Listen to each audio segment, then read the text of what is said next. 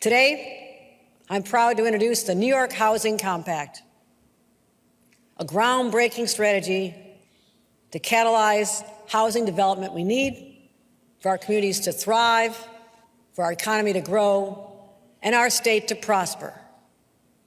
The compact pulls together a broad menu of policy changes that will collectively achieve the ambitious goal of 800,000 new homes built over the next decade. The compact sets clear expectations for the growth we need, while at the same time giving localities the tools, the flexibility, and the resources to stimulate that growth.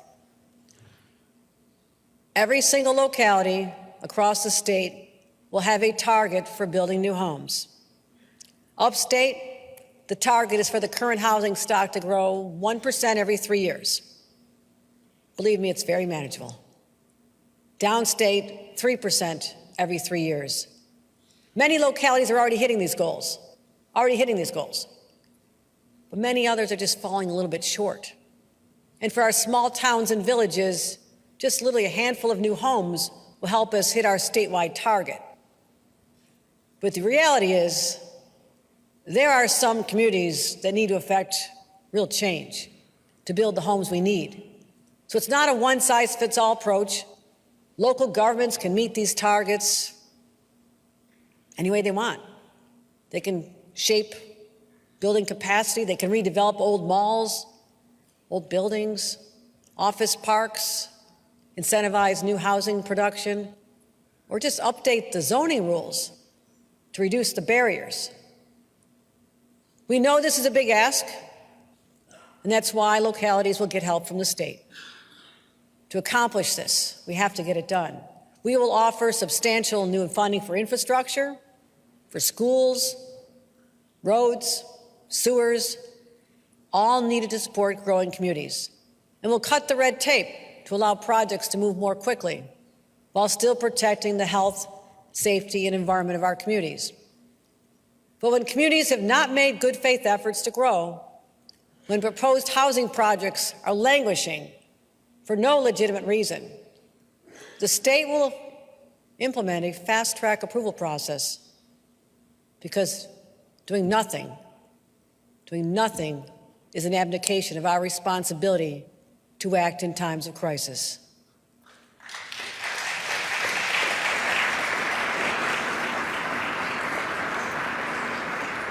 The Housing Compact is also laser-focused on transit-oriented development.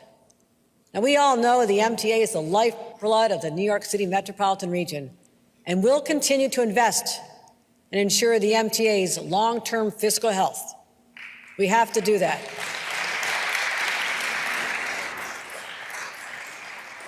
And our investments in our world-class commuter lines have connected more people to jobs and created vibrant downtowns. And that's why it makes so much sense to build new housing in those same areas. That's what happens in cities across the globe.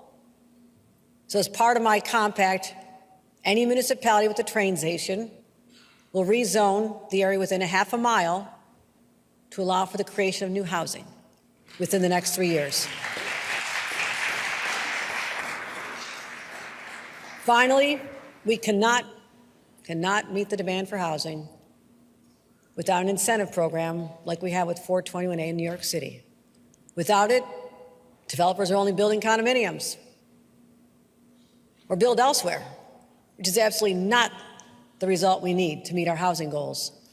We will work with the legislature to come up with a replacement for this critical piece of the puzzle. We have to. Overall, this plan is ambitious, but that's what New Yorkers expect from their leaders. Today I say no more delay, no more waiting for someone else to fix this problem. Housing is a human right, and ensuring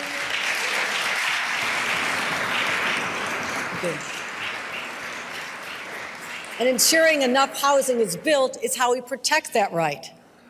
The saying is, never let a good crisis go to waste, and we will not waste this opportunity. We just need everyone and every community to do their part so people who want to live here can. and they can afford it. Solving our housing crisis would be a huge step forward in making our state more affordable. But it has to be part of yet a broader approach. Homeowners and renters worried about paying their energy bills because rates are at record highs, driven by geopolitical forces outside our control, but hitting our wallets right here at home. And this winter,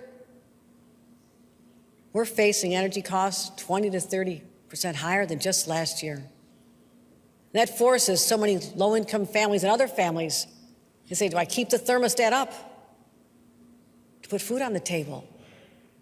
What a horrible choice. It doesn't have to be that way. It doesn't help that New York State has the oldest houses in America. Some of the oldest, for sure. They're less insulated, they're harder to heat, and have higher greenhouse emissions.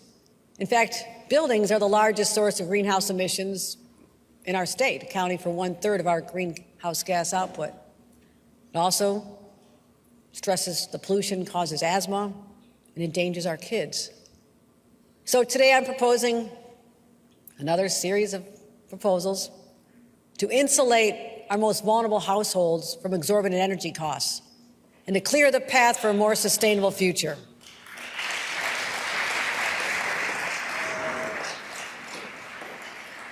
We're calling it the Empower Plus program, and it'll help low-income families retrofit their homes by adding insulation, upgrading appliances, switching from fossil fuels to clean electric heating systems.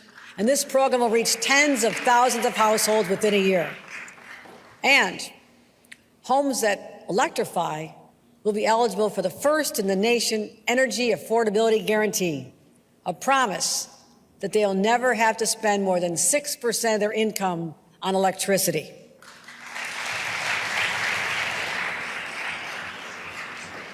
We also want to reduce the overall burden on our residents struggling with high electric bills, so we're providing at least $165 million in relief for over 800,000 New Yorkers. We know that long-term sustainability for our wallets and for our planet comes from weaning ourselves from fossil fuels. And to set us on that path, I'm proposing a plan to end the sale of new fossil-powered heating equipment by 2030 by calling for construction of all new construction to be zero emission starting in 2025 for small buildings and 2028 for large buildings.